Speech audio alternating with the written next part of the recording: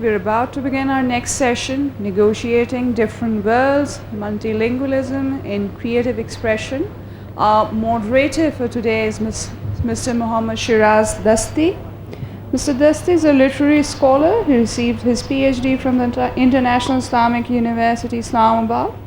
He has taught at the University of Colorado and at the QAU Islamabad, the A University and the IIU, where he is the chair of the English department. From January to June 2016, he was a postdoctoral researcher at the University of North Carolina. He is the co-editor of 2 academic journals.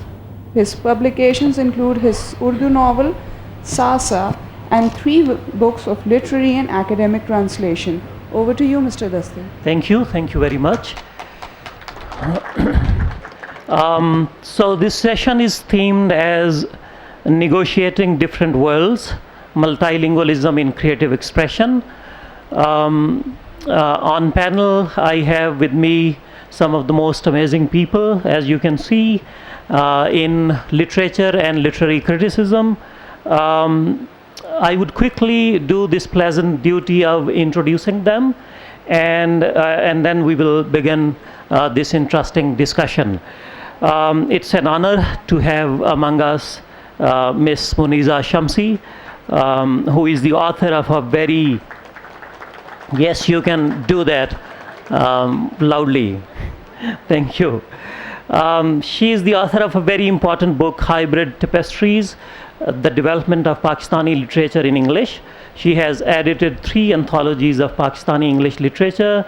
She won 2 independent publisher awards in the United States for the American edition of And the World Changed, Contemporary Stories by Pakistani Women. She serves on the International Advisory Board of several academic journals, including the Journal of Post-Colonial Writing. She is bibliographer for the Journal of Commonwealth Literature. In 2014, Ms. Shamsie joined the advisory committee of the DSC Prize for South Asian Literature and was on its jury in 2013. From 2009 to 2011, she was the regional chairperson for Eurasia of the Commonwealth Writers' Prize. She lives in Karachi and regularly writes for Dawn, Newsline, and Newsweek. Please join me in welcoming Muneeza Appa. Thank you. Then we have my mentor, Dr. Nukhbah Langah with us. She is Dean Faculty of Humanities at FC College University in Lahore. She is an academic, translator, and activist. Her field of expertise is post-colonial literature with a particular focus in contemporary Pakistani and regional literature. Besides several academic papers and internationally published poetry translations, she has published a monograph on, it is called Poetry as Resistance, Islam and Ethnicity in Post-Colonial Pakistan. Her second book is called, it's a co-edited work, and it is called Literary and Non-Literary Responses Towards 9/11, South Asia and Beyond. Please welcome Dr. Nukhbah Langah.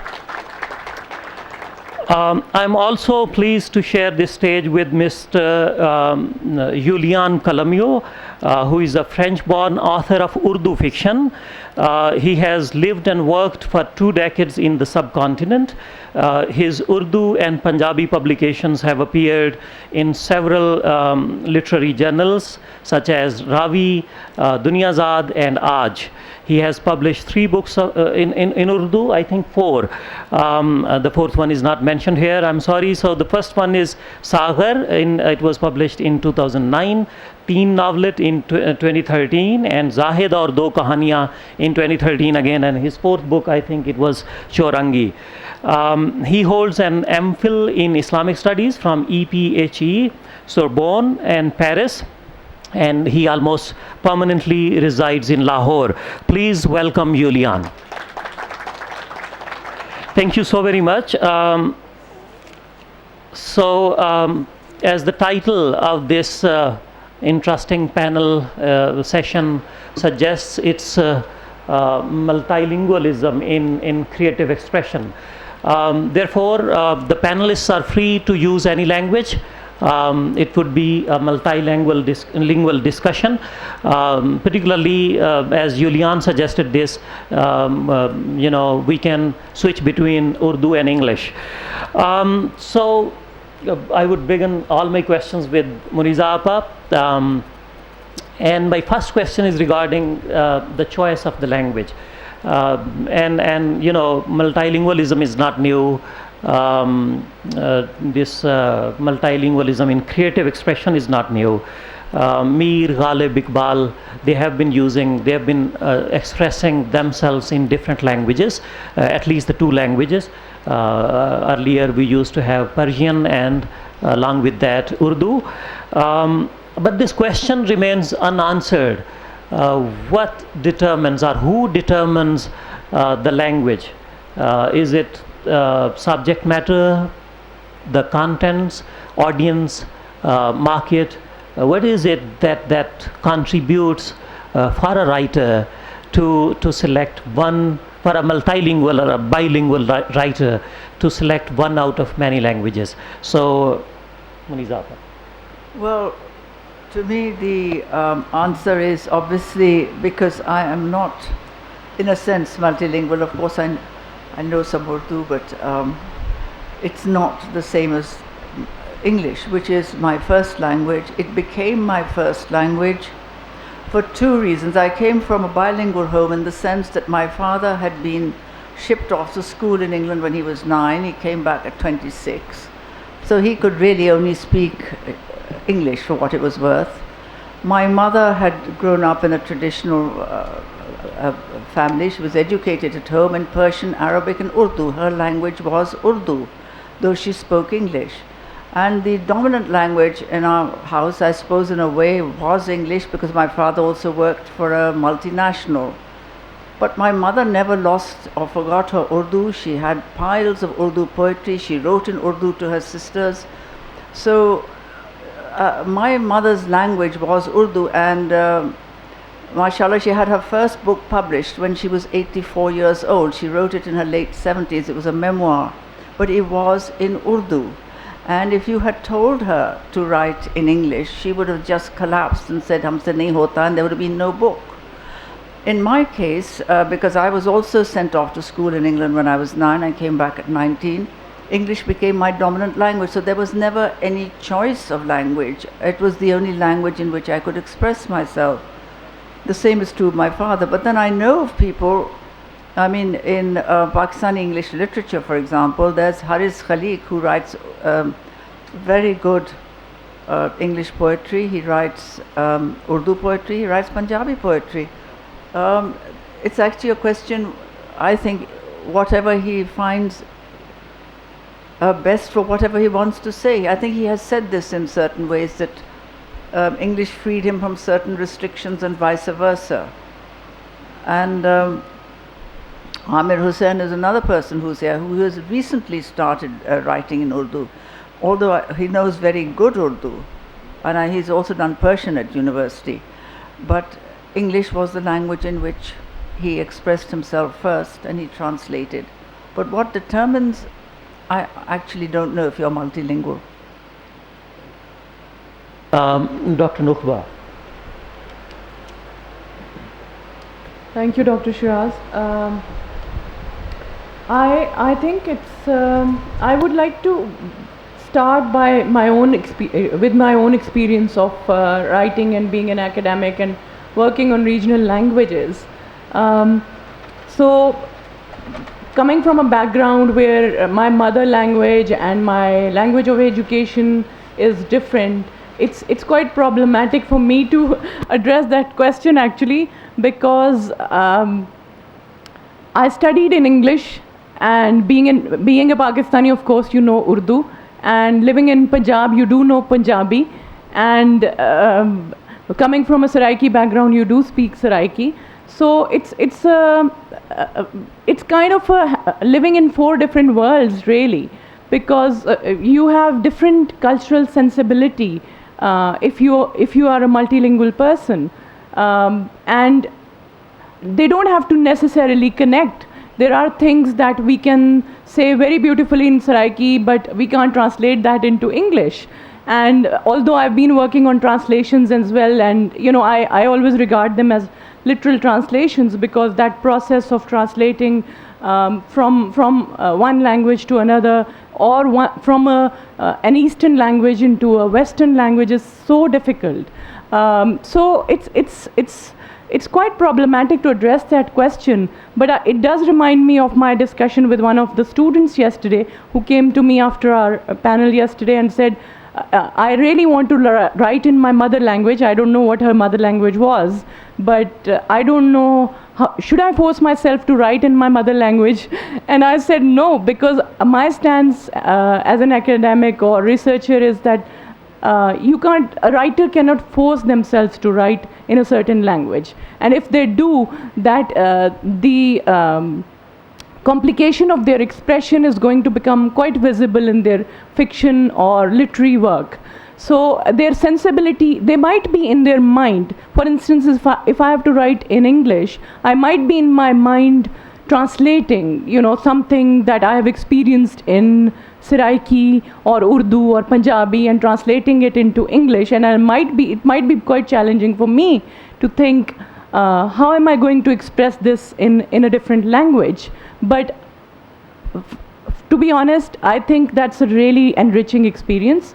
And I think from what I've experienced as a translator and as an academic, I think knowing so many languages improves your expression. It makes your written and spoken expression really beautiful. And one sensibility in one language might be impacting your expression in another language, but there is nothing negative about it. It's a very enriching experience, and we should never hesitate that why should I write in English? But again, coming back to Sheeraz Saab's question, that I think in the light of contemporary Pakistani literature, a lot is what is really impacting a lot of writers might also be the readership and the market. For instance, if they write in English, they will attract international market but not the local one, and they might get publicity much more quickly as compared to writing in local languages. But that is not to say that there is not very good literature being written in regional languages. There is amazing literature being written in regional languages, and I think there is a need that there should be translation, there should be more approachability towards regional identities and languages and cultures, so that we understand that in Pakistan, we live in a diverse culture, and every writer writing in their particular language is expressing interesting things about their culture. Thank you. Julien, so you speak French, and you studied and learned Hindi, and now you write in Urdu and also Punjabi.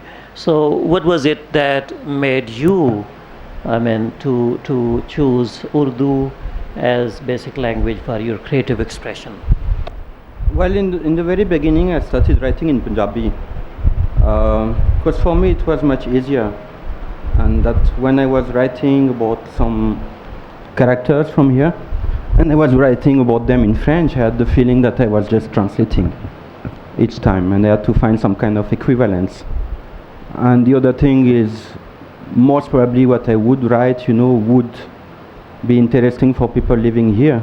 So why should I write it in French? I had the feeling that I was somehow hiding something, if I was writing about my characters in a different language and in a language that they would not be able to read. It's like stealing people's stories and not returning them to them, and not having them letting them have access to these stories.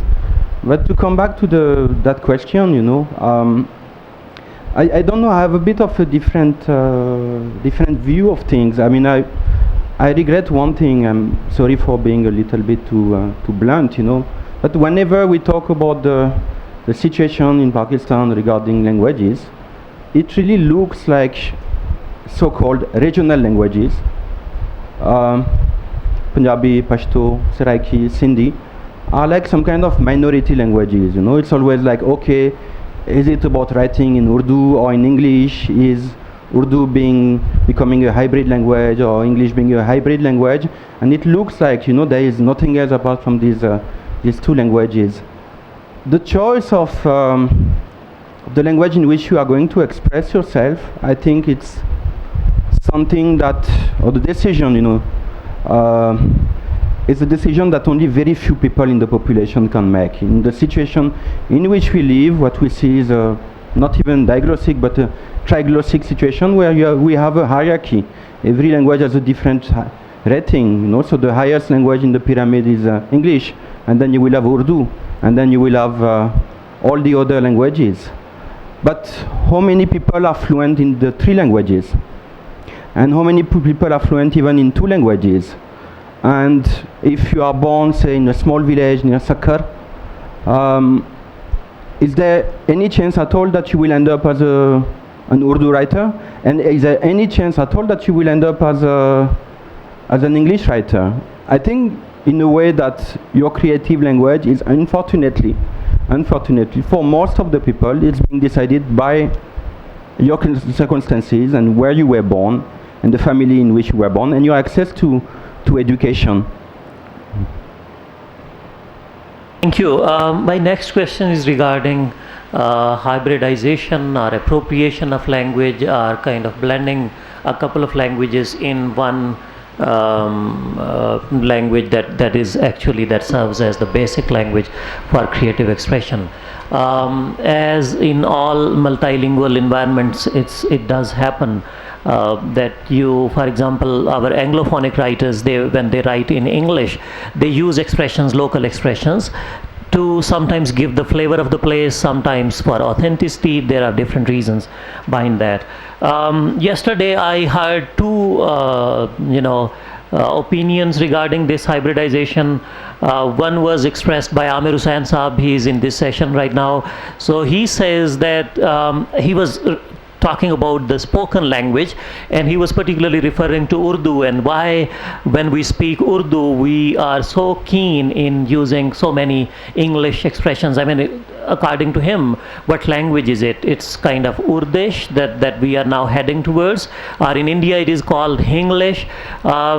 So he, we had informal discussions earlier as well, and he believes that language should be, when you speak one language, it should be one language. And he gave this particular example, and it was कि ये कहना कि मैं ये वाली book read कर रहा हूँ, what is this?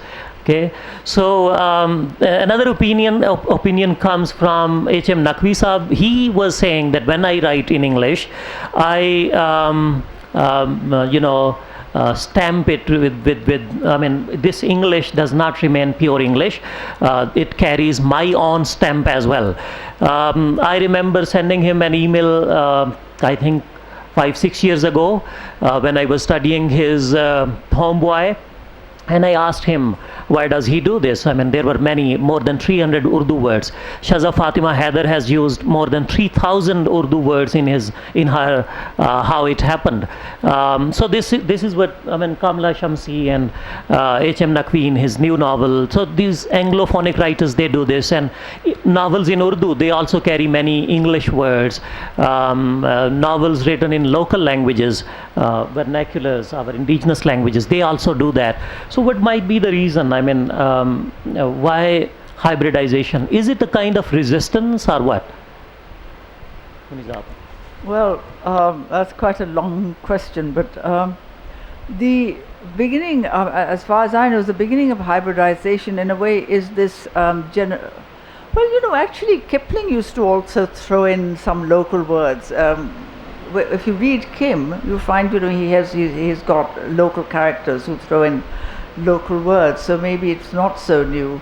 But in terms of Pakistani writing, it really stems back to Ahmad Ali and that whole generation. I think Raja Rao, who was a very close friend of Ahmad Ali, he used to introduce his own Kannada words. Ahmad Ali was, it was a very deliberate thing. He wanted, for one thing, he was an Urdu writer. He then writes his first novel in English because he wants to challenge the colonial narrative. So he gives an alternative narrative to the British.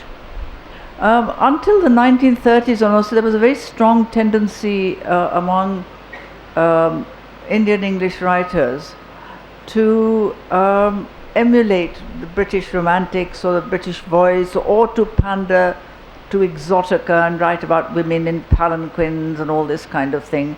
So Ahmad Ali really wanted to challenge that, and he wanted to really create the essence of the subcontinent. What he tried to do, and he loved its literature. He tried to introduce its literature, its noise, its voices into English, and that meant also he used slightly, there were not all sentences, slightly stilted sentences which had a kind of Desi nuance. He introduced Urdu words. He tried to use the rhythm of Urdu poetry. There was one article of the mendicants going to, he said, "Dam ka kalandar God will give," and this kind of phrase he used. And that was very deliberate. Ahmad Ali, I must say, I have to confess, when I first read Ahmad Ali, I was quite young, and I thought, oh dear, well, this is how this chap's English is, you know. And this was the mistake people made about Ahmad Ali. He could write absolutely fluent, straightforward English, but he was deliberately trying to create a nuance of the subcontinent and to give a new narrative to English. What later happened was that other writers tried to develop it. There are, of course, certain things that are not translatable. And so how do you get it? You want to create your culture, but the words are... and this linguistic challenge has been a very great one in Indian English, post-independent Indian English and Pakistani English literature. You get... then what Salman Rushdie did actually was what he created was a hybrid language where he sort of he actually created a sound. I mean, that was the way we speak. We don't actually, the way we speak English is not the way the English speak English. We throw in a Desi word every now and then. We're speaking fluent English, but then we'll, and you may call it chutnification, but it is the way subcontinentals speak. And Babsi Sitwa was the first Pakistani to do that. She tried to, and she did it, I think, very well and very effectively. I don't think it should be dismissed as a kind... I don't like the word chutnification anyway. I think it's all wrong, because actually that's the way we speak, and when we speak Urdu we throw in English words, and that's how the world has become, or that's how language has become. And I suppose, you know, like even Urdu absorbed words from other languages, you know, I was actually quite, I'm not going to say the words because they're improper now. I was quite amused to find that some of the words we use in Urdu are actually terribly improper words in Arabic. The Arabics think this is a terribly shocking word, and we think it's a perfectly normal Urdu word. So that kind of, we're going to come to that later actually, that transition of language. Then of course you get, it's a question of the way the language or the writing in English is developed. Kamla, I know, then introduced she actually introduced an Urdu couplet into her text, and she used Urdu words. And you get Hima Raza, she wrote 2 poems to bilingual, which are very fascinating. One bit of it is in English, and in between she's writing Urdu, but not Romanized Urdu. She's writing 2 scripts, because she feels that is her heritage. And the way that now, the fashion now, is when you write with Urdu words or you introduce foreign words, and it's not really only the subcontinent, it is other countries, you do not have a glossary. The reader is supposed to be able to read and kind of grasp what it's all about and get a different rhythm into that language. And when that's developed, it has developed, of course, then you get people like Amir, who looked at it in a different way. He thought, well, I don't want to do this. He looked at translations. How do translators get it? How do translators get the right sound, the right nuance? So he tried to work his English that way and avoid the Desi sound, so to speak. Dr. Nukhbah Langah. Ji, I actually don't think, I mean, I find this term hybridization very problematic if you want to understand it in terms of Homi Bhabha's theory. Because, you know, this is, I think what Pakistani writers are trying to do is appropriation. You know, they're trying, if they're trying to use Urdu idiom in English fiction or their writings, it is more like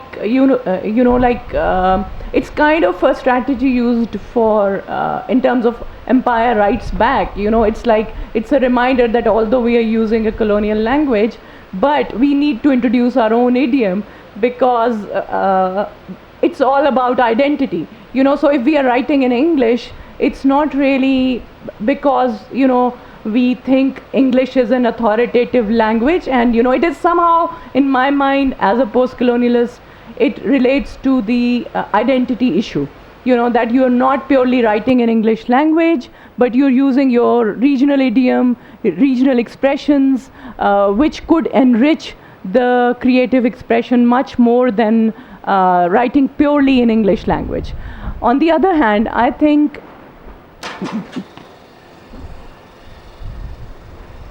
that as a translator, my experience was that when we were being mentored to translate poetic texts from regional languages into English, there was a lot of debate about that whether the translator translating poetry should footnote certain words and elaborate, or whether they should simply use the original word. I'll give you an example of a word like in Saraiki language, which is my mother language. They use a word called waseb. So I really can't, being a speaker of English, being a speaker of Saraiki, being competent in both languages, I really can't give you a translation of waseb. So if I have to translate the word from Khaja Farid's poetry, where he has perhaps used the word waseb, or a contemporary Saraiki poet using the word waseb, I really can't translate. And if I'm not, whether you regard me a good or bad translator, I think I'm just going to put waseb there. And if allowed, I would also take the liberty of putting a footnote and elaborating that what does waseb mean in the Saraiki cultural context. So in this respect, it's quite, I think, it's difficult to simply say that this is a hybridized language, and it's difficult to acknowledge that is it a strategy or is it? I think it is surely deliberate, as Shamsie ji has said, because Pakistani writers do want to assert that, you know, we are conscious of our Pakistani identity, and we are going to use certain words and expressions which would highlight our Pakistani grooming, upbringing or cultural identity. Thank you. Julien, जो आपकी तहरीरें हैं उसमें आप इस्तेमाल करते हैं फ्रांसीसी के अल्फाज या अंग्रेज़ी के अल्फाज जब आप उर्दू लिखते हैं? पंजाबी बहुत इस्तेमाल किया मैंने, सराइकी बहुत मैंने इस्तेमाल की। असल में मैं दो बातें सोच रहा था। पहली बात तो ये ना कि हाइब्रिड तो हर ज़ुबान है, कोई ज़ुबान नहीं है जो खालिस है। तो इस तरह से जो ना आप जब किसी और ज़ुबान के अल्फाज जो ना आप इस्तेमाल करना शुरू करते हैं दूसरी ज़ुबान में, तो आप वो कर रहे हैं वैसे जो आपकी ज़ुबान में पहले से हुआ है और जिसका आपको एहसास नहीं है। तो लैटिन के कितने अल्फाज हैं इंग्लिश में, फ्रेंच में, फ़ारसी के कितने हैं सराइकी में, उर्दू में वगैरह, हमें तो एहसास नहीं हो रहे हैं अब, क्योंकि ये अल्फाज जो ना एक तरह से दाखिल हो गए हैं। लेकिन जो मैं सोच रहा था ये था कि जो अभी इंग्लिश में हो रहे हैं वो पहले जो ना उर्दू में हो चुके हैं।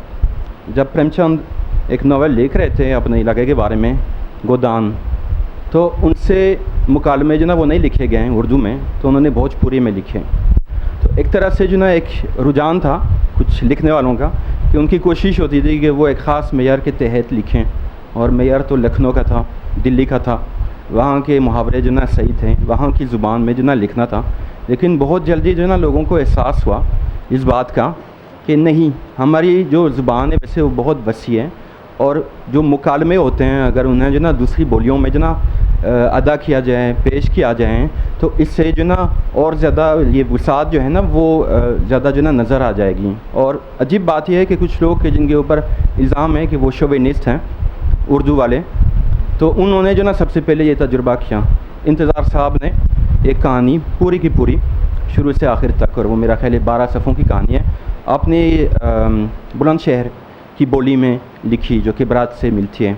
उसके बाद कुछ लोग हैदराबाद के वाजदा तबस्सुम, उन्होंने भी कुछ कहानियाँ लिखी दक्खनी ज़ुबान में, और आप अगर देखें उनकी जितनी कहानियाँ हैं जो कि उर्दू में यारी उर्दू में लिखी गई, जिधर भी जो ना कोई मुकालमा आता है वो दक्खनी में आता है।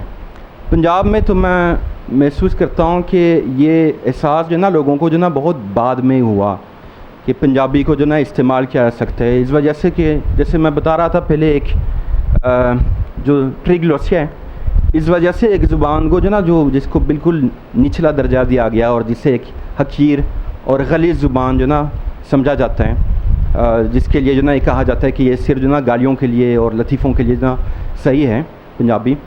तो एक तरह से जो ना लोग समझ रहे थे कि उसका इस्तेमाल करना उर्दू में जो ना सही नहीं रहेगा, कि ये दोनों जो ज़ुबानें हैं ये एक दूसरे की ज़िद हैं।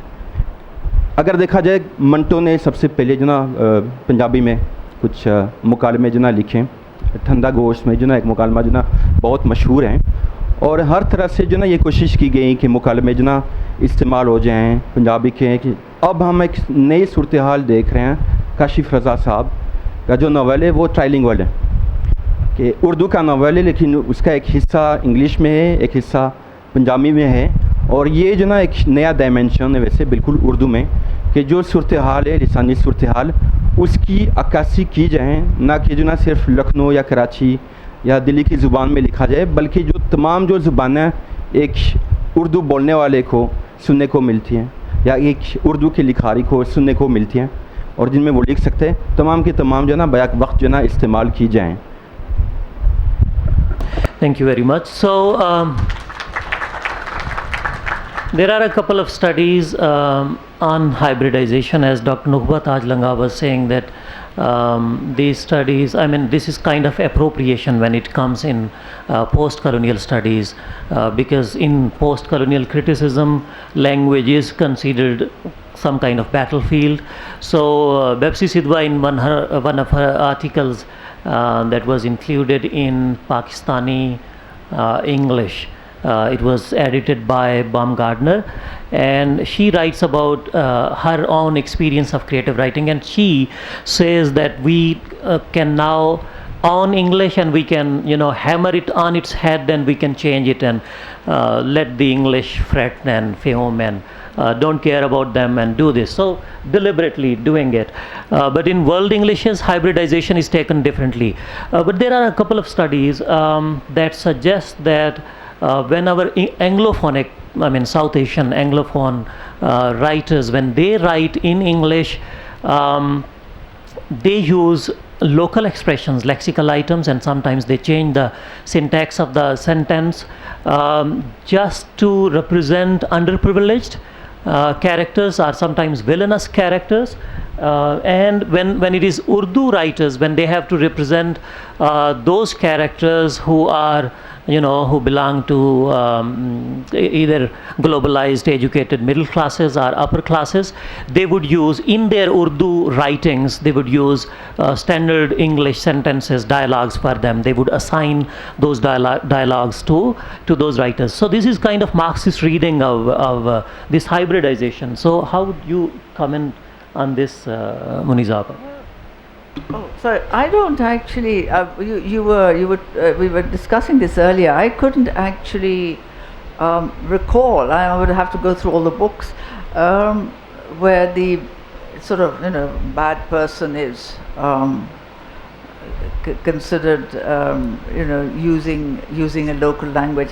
The only thing, and this is a rather personal, the only thing that keeps coming back to me is my daughter's novel Salt and Saffron, where there's Nani, and Nani is always saying words like qaida and tariqa and tamiz, and but she's not a bad person, but it really came back to me, these were untranslatable terms, and this little girl was being lectured on these things that she should do, and which she didn't particularly always want to do, but she wasn't really a wicked person.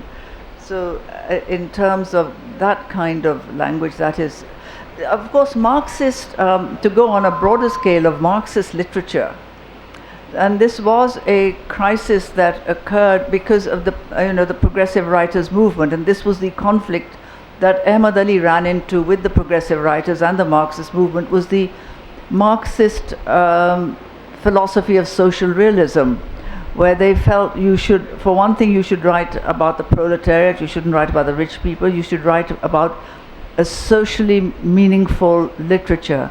And Ahmad Ali had a problem with that, because he wanted to write about the crisis of a collapsing culture, which was, and in Urdu also, I mean, I'm venturing into sort of rather difficult territory for me, but in Urdu also that a trend for realism rather than and social realism. There was a debate, and and as you probably do know better than me, that there was a sort of two conflicting points of view between those who felt that literature and writing should not be subject to social realism, and I think that's a debate that continues, or to social issues. Dr. Langah? Yes, I think I'm going to refer to Sheeraz Saab's novel Sasa, because he's put me in this tricky situation of answering complicated questions. So he's using 3 languages. He's using Urdu. The novel is written in Urdu, and he's using English as well, because the protagonist of the novel is someone who's born and brought up in Pakistan but studying in the US. And then actually by origin, this protagonist belongs to Saraiki area, and his sensibility is like, he thinks in Saraiki perhaps, but he has an American girlfriend, and he's impacted by 9/11. Quite well crafted novel, you should read it, it's quite amusing.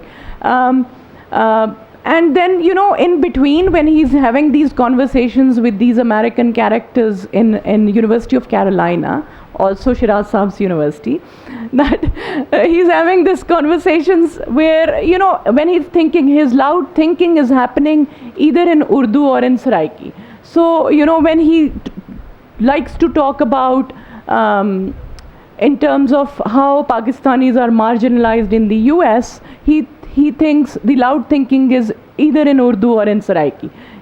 So having a dialogue with his fellows, people living in the hostel or class fellows or girlfriend, तो अचानक जब वो ये सोचता है कि मैं किस मुसीबत में फंस गया हूँ, तो वो कहता है कि क्या मुसीबत है, तो और ये गोरे मेरे सर पे ही सवार रहेंगे.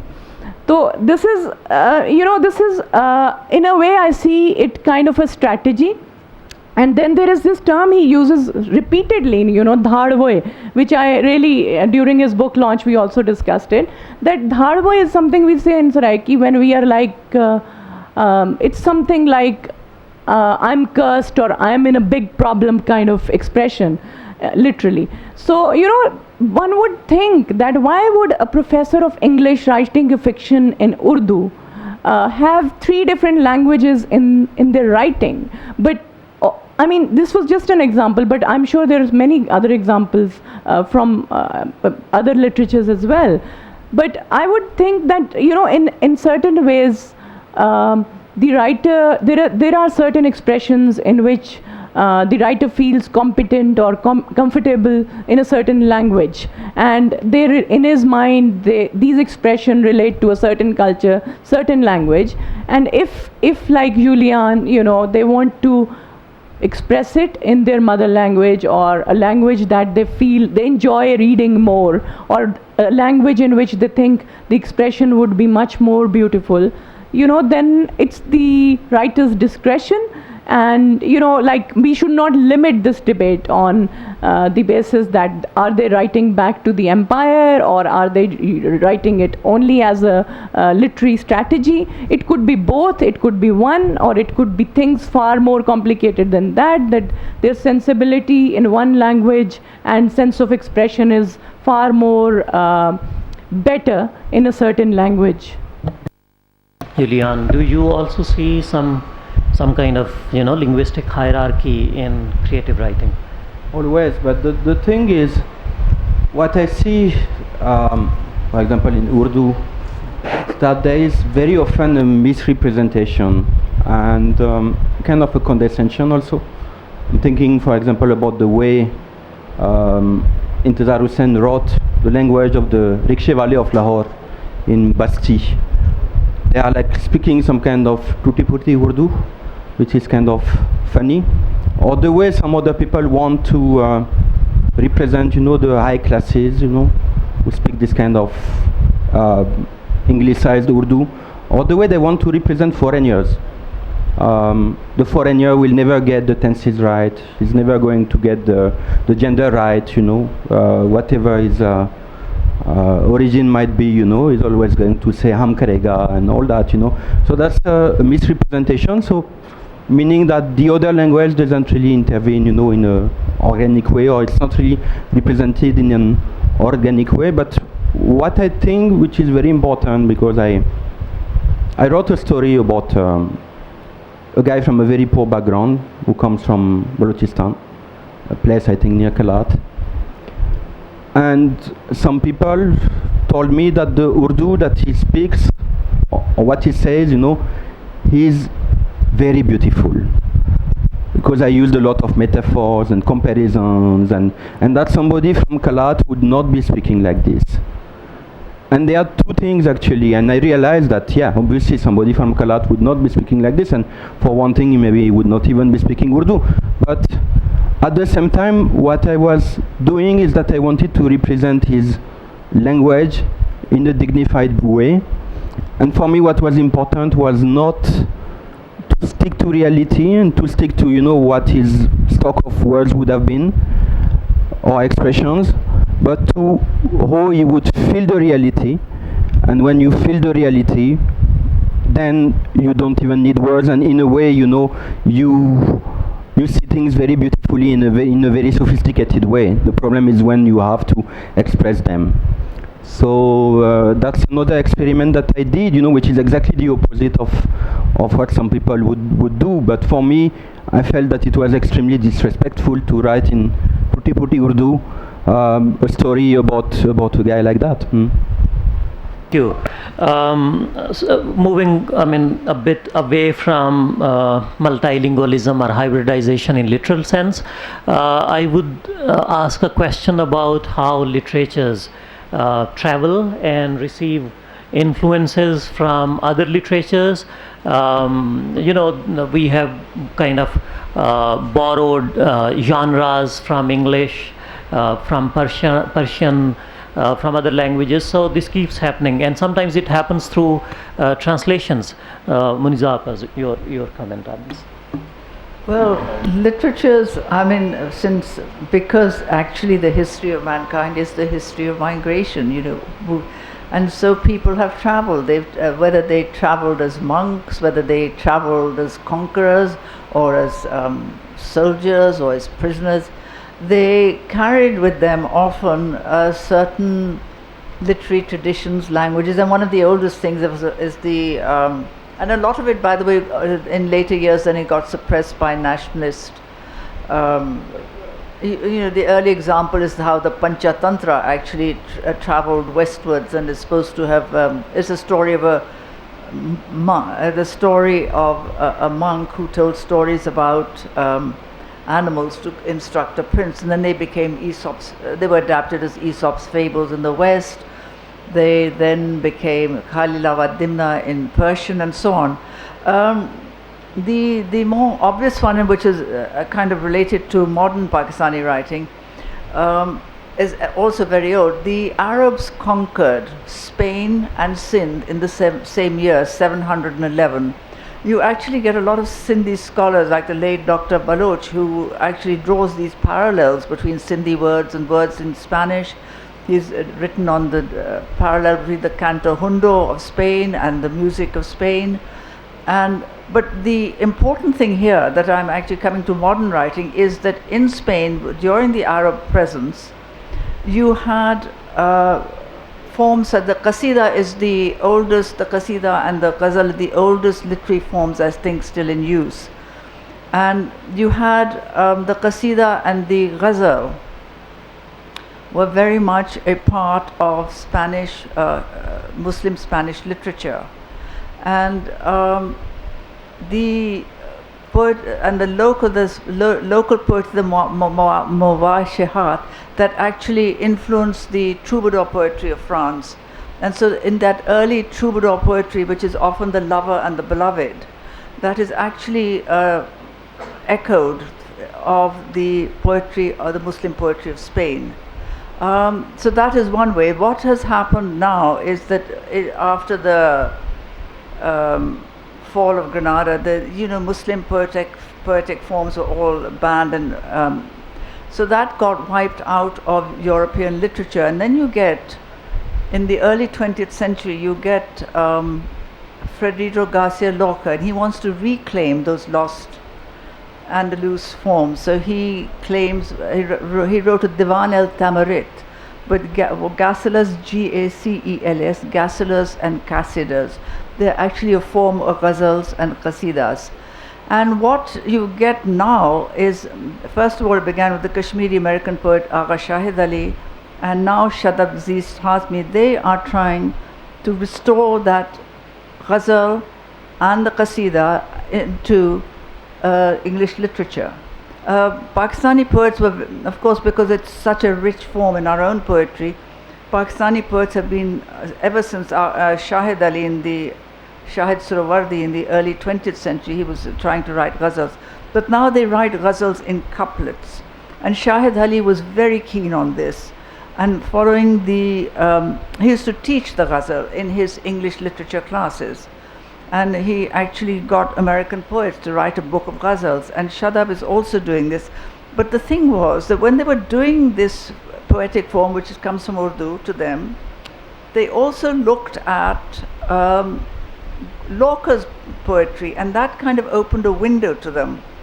And so you have the ghazal and the qasida being written in English extensively, then being modernized. Shadab is trying to write a modern qasida which is different to the Urdu panegyric. Athar Tahir, I don't know if he's with us today, but he's at the conference. Athar Tahir wrote an Andalusian qasida, which he went back to the old Arabic form where it is a 3-part poem, and it was about Cordoba and it's about Spain, and it had 3 different movements as the original qasida. So that is one form of multilingualism. Athar, again coming back to Athar, he has also written an entire collection in the Japanese haiku. He has written poems in that literary form. Then you have other forms, of course, where you have Arabic legends and Persian legends coming into English literature, but this is a technical form, and I think it's very interesting and very important. For Dr. Nukhbah Langah, I have a different question, if you allow me. In linguistics, there is something that that is called as additive and subtractive multilingualism. Subtractive multilingualism is a kind of multilingualism where languages are hierarchized and one language is given advantage over the other language. Probably because of this, I'm asking this of you, that we have this narrative scarcity. This is a concept introduced by V.A. Yuan, that there are places where some nations, some places, they have this narrative scarcity. They could not have many narratives. So we see this narrative scarcity in the local languages of Pakistan, in Pakistani languages. Why is that the case? And this question is for both of you. Julien has also, I know that he has also studied this. So if you could quickly respond to that. I don't think it should be, it's not really narrative scarcity, because I don't know, the term might have been related to not being able to understand the local expression, but being someone who's read regional literature, I don't see it in that sense, because I don't think any language has a limited expression, and it has its own complex cultural expression. So in fact, I see that this narrative, the limitations come when we are actually translating, and because when we are, for instance, translating from Urdu to English, there might be, for example, Dashte Tanhai ko aap अंग्रेज़ी में translate कैसे करेंगे या विजदान को कैसे करेंगे. So I think these limitations come with the translation strategies and in terms of understanding one culture and language as compared to the other. Julien? Well, I would like to actually talk about something a little bit different, because you were talking about influences, you know, and how literatures influence each other. You know, one thing is, it's very interesting to see how things change, you know, as they travel. For example, there is no equivalent to surrealism in Urdu. You would have alamatiyat or imagism or something like that. So in a way, like, surrealism didn't produce anything, and it was filtered in a different way by the culture. So there is obviously an influence, but then at the end of the day, it's the receiving end that decides, you know, how things are going to be filtered and how they are going to transform.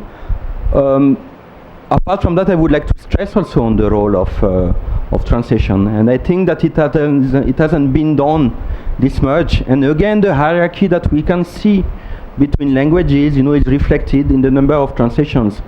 We know very well what is being written in, say, Latin America. If we are like only reading in Urdu, because many things have been translated, but we don't know what is being written in Pashto.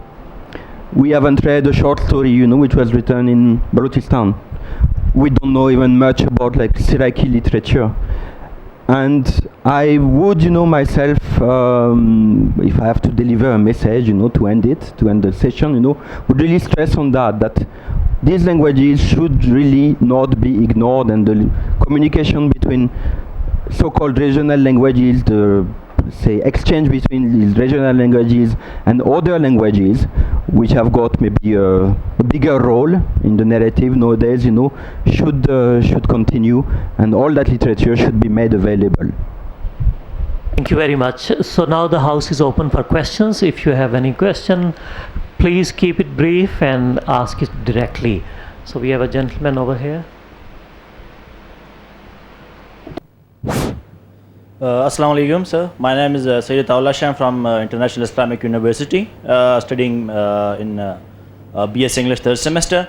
My question is, for being a young writer, what should the writers, the youngsters, the young ones coming to this field of the modern day, how they should adopt their field, how they should start their work? Should they start their work in the field where they get interest? I mean, if someone is interested in short stories or like in novels, should he start his career on that basis, or he or she must see to the environment, like this is the era of science and technology, like video games, etc., or he or she must start their work according to this access? You're the prof. You're looking at me. Okay. He's a creative writing student and he asks your opinion. Okay. What should he do? So I'm very happy that a creative writing student is asking me the first question, but I think it's a matter of being practical as well. You know, if you're a creative writer, you can't leave the world and go into the jungles and say, you know, I'm going to sit in Margala Hills and write creative fiction or poetry. So you have to be quite pragmatic and practical about it, and you should choose your profession, whatever it is. And I think a lot of creative writers now in Pakistan as well are professionals. You know, they are not they have not done masters in fine arts or MFA degrees just so that they become creative writers. So both run parallel. You can be a creative writer and you can be a professional as well. And don't stop yourself that पहले मैं creative writing कर लूँ फिर मैं professional बनूँगा. It doesn't work like life doesn't work like that. Julien. I don't really agree with that. For one thing, I haven't really understood also, you know, why there is something like a degree in creative writing and how you can learn it. Because you can write only if you have something to say, and if you have observed the word, if you have lived long enough, and if there are experiences that you want to somehow, you know, pass on to other people. And the other thing is, I would say no. I'm so sorry actually for disagreeing with you, but I think you have to be driven by your passion, and that's only then that you will achieve something. Don't think about how you are going to eat and survive, that's not your problem. First, you produce something, you should create something, be crazy, be mad, put all your energy in it, put all your creativity in it, and then you will see. But first you should be, I think, like completely passionate about what you do, and you should not think about anything else. And if you need to isolate yourself, that's also very good. Some people, you know, it takes them 20 years in a cave, you know, to come up with something. So yeah, you could do the same, exactly. Yeah, follow your heart as Julien did. So we can take one more question. Yes. My name is Pukmai, and I write in English. Some of my poems are published and some of them are not. I write in Urdu and Pashto as well, since my background is from KBK. I think I'll have a few questions, or one I'm not sure about. But one thing is that sometimes there are times when I think in Urdu, I feel in Urdu. But since I am well versed in English, so I have to put it in English, and I face a lot of difficulties. How do we overcome this thing? Do we have to write those words in Urdu like that, or do we have to translate them in English? Sometimes we cannot translate the context. The connotative meanings cannot be translated. So how can we overcome it? I'm glad it's turning out to be a creative writing class today. So who would like to take this question? Can I take it? I have the feeling that there is no rule about it. I mean, if you think in Urdu, I don't think it's a sin. Many people do the same. And I think if it's really something that comes to you, that you feel that at the end of the day you have to write in English, but you think in Urdu, I think that maybe there is something wrong in the choice of language, and that's what we started with. Then there is maybe a little obstacle, which might be your fluency in the language. If you feel that you are more fluent in English and less in Urdu, but you still feel in Urdu, then I guess maybe you should get a better hold on written Urdu and try to express yourself in Urdu so that you can write some literary Urdu. But one thing which I want also to mention is that I don't think that people who are thinking about writing or who are writing, I don't think that everybody should believe that when you write, it's to be published. The aim of writing is not to be published. The aim of writing is to express something, to write, because it's an act in itself, and it's an act of creation and rebellion. And I think if you are indecisive about this, sometimes, and if you have a preferred language, if you think that you must write in English and Urdu is just, you know, intervening and is, then probably managing your influences would work. So you start reading in English, you would stay in the English, you would be living English, and then you would be writing English. So probably managing the influences is also something that counts. We can take one more question. We have 2 or 3. Gigi, Just a please. brief comment that sometimes if you want to write in Pashto, but you're writing in English, sometimes it's difficult to write in your mother language. You know, that's the hardest that I've experienced. I mean, I would enjoy reading poetry, fiction in my mother language, but I cannot write in my own language. So it takes time. You know, with practice, you can continue writing in English, and later on, when you mature in writing, you can revert back to your mother language. So we are left with 2 minutes. Yes, we want to take one question from this side. The lady over here, if you could transport mic over here. Bring mic to this lady on this side.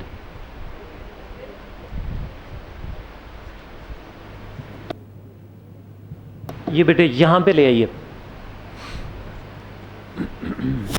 Thank you. My name is Tahira, and I am from Gilgit-Baltistan, and my mother language is Brushiski. So I never thought of expressing in Brushiski. So I'm just thinking that now I'm going to express myself in my own language. But I was just thinking that English being at the top of, like English is being more preferred in the society in which we are living. Do you believe that it's becoming the language of the aristocrats? And do you believe that it is marginalizing the minority languages and its expression in minority languages?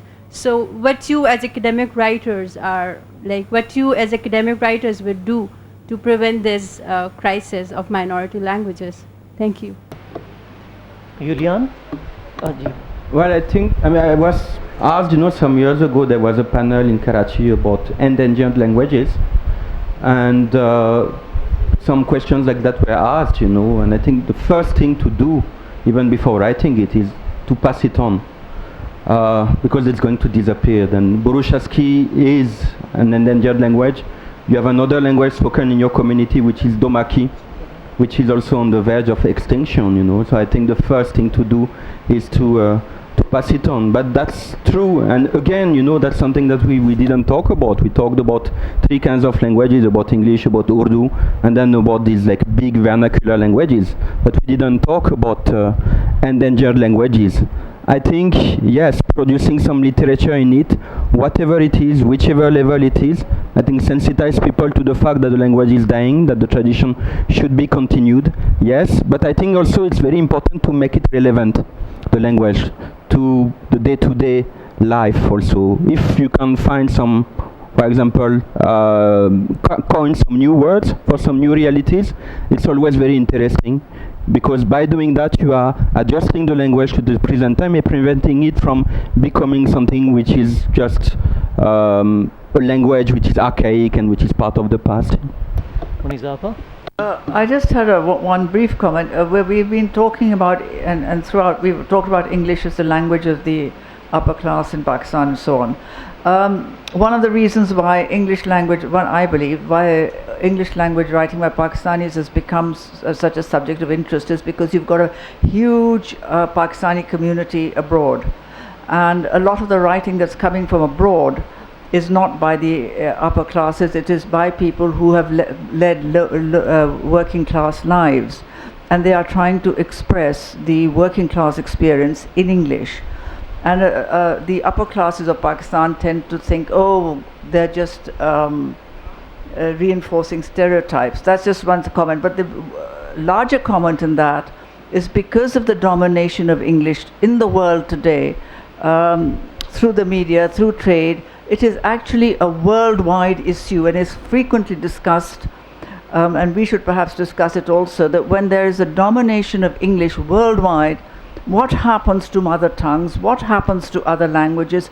And you know, you've even got the other crisis actually, which is we have also not addressed, is because the readership of English is so big, a lot of writers who write in their mother tongue then try to write in subjects that will get them a translation so it'll go in English so they can get a wider public. This is a very important and burning issue, and which I hope we'll discuss another day. Can I say something briefly? That if you are asking that question, I think that means English is not dominating. And you have to be a little bit of an activist, that you have to do a little bit of activism and initiate this discourse that you will not let your mother language die. Thank you very much, ladies and gentlemen. Thank you so very much for joining us today. Thank you, Oxford University Press, for bringing this great idea. Thank you, everybody. Thank you. Have a nice evening.